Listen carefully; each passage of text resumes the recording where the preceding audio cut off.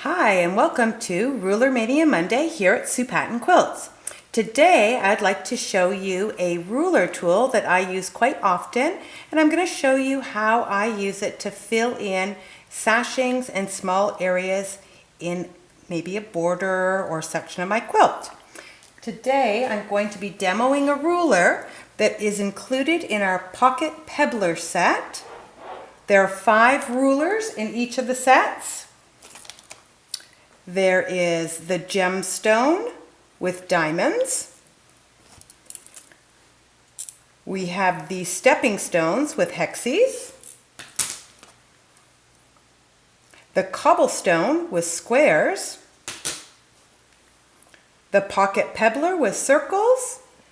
And the tool that I'll be showing today, the stepping stones. Each of our tools in our pocket pebbler set come in this unique puzzle piece so that they can be easily broken apart,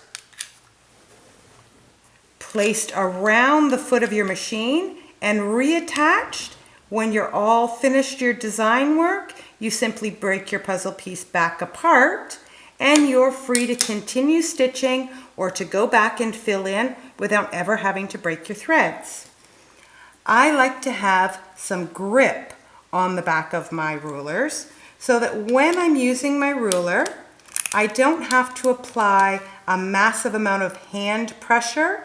The grips allow the ruler to stick slightly to my fabric so that it doesn't shift around while I'm trying to stitch inside my section. My favorite type of grips that I put on all my personal rulers is called Handy Grip. That's what the packaging looks like. And in each package, you get 8 of these individual grips. So it's gritty on one side, and it has a section on the back. You peel this off, and it sticks nicely onto your ruler. So what I like to do is I like to cut off just the amount that I feel is required for the ruler that I'm using. There's no need to use the entire strip. That's way too much.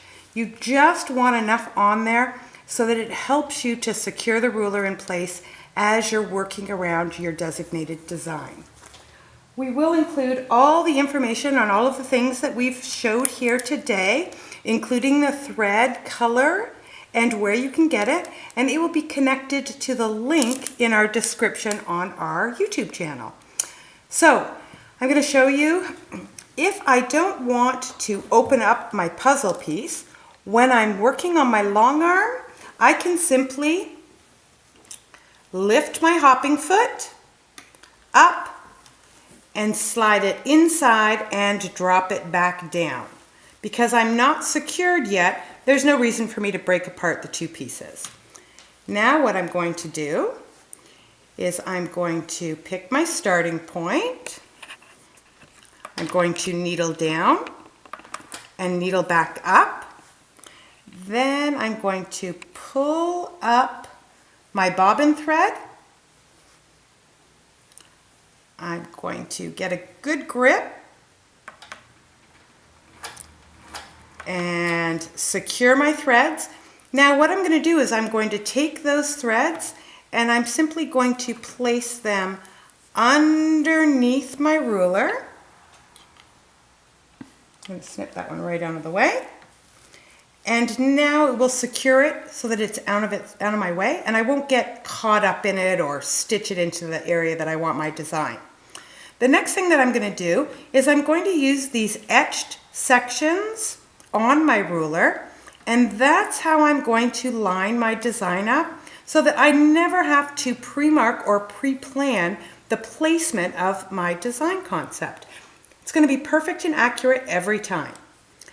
Now I'm going to place it where I want it to be, ensuring that my lines are right on my ditch of my sashing. I'm going to make sure that my machine is in stitch regulated mode, and then I'm going to secure it with my fingers. Slow and steady wins the race, and I'm simply going to work up, around, and down. When I get to my ditch, I'm going to hit my off button on my handlebar, so that my needle is in the down position. This allows me to lift, shift, realign, secure, and stitch again. Slow and steady always wins the race when working with rulers. Stop, needle down, lift, shift, place, making sure once again that those are perfectly aligned. Secure with my fingers, up, around and down, needle down, lift, shift, secure, pressure, around and down, stop, needle down. Let's do one more.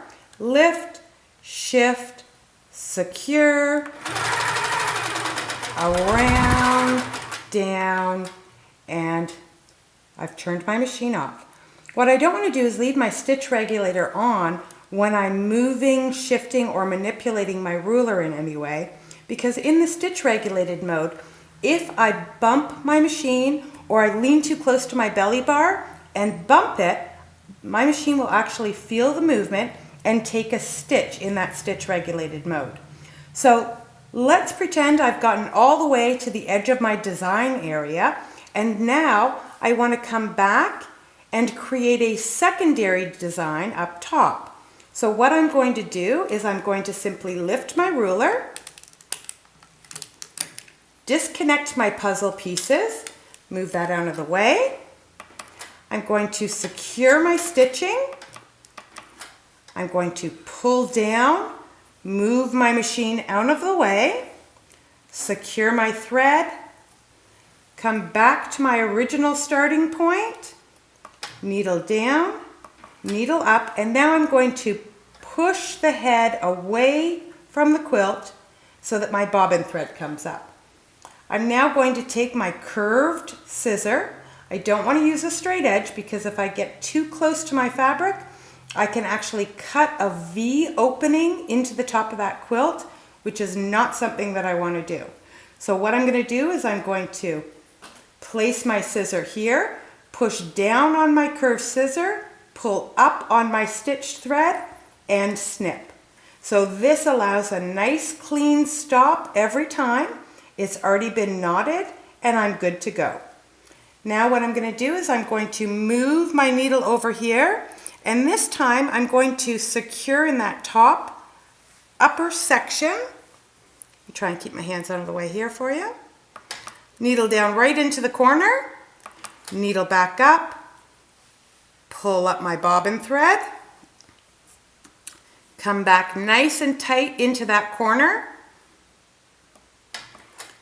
take 3 little security stitches, place my thread out of the way, and now I'm going to go back to that large one that I was using on the lower end, place the 2 sections of my puzzle piece together so that they're nice and secure. Now I'm simply going to position those 2 etched lines on my upper section, secure with my fingertips, and come around and back and stop, and shift and align and around and back and stop. Let's do one more and then I'll move it out of the way so that you guys can take a look. And I'm stopping each time I hit that ditch line before I move my tool. Align, secure, and stitch. And one more. Shift, align, secure,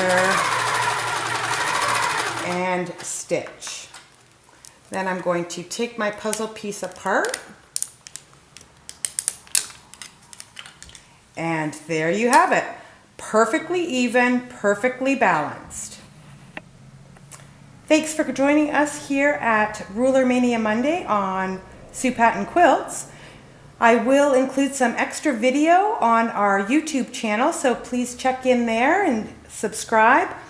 This evening I'll go in and fill them in to create different degrees of texture and different sections that draw your eye to alter that design. Thanks for joining us.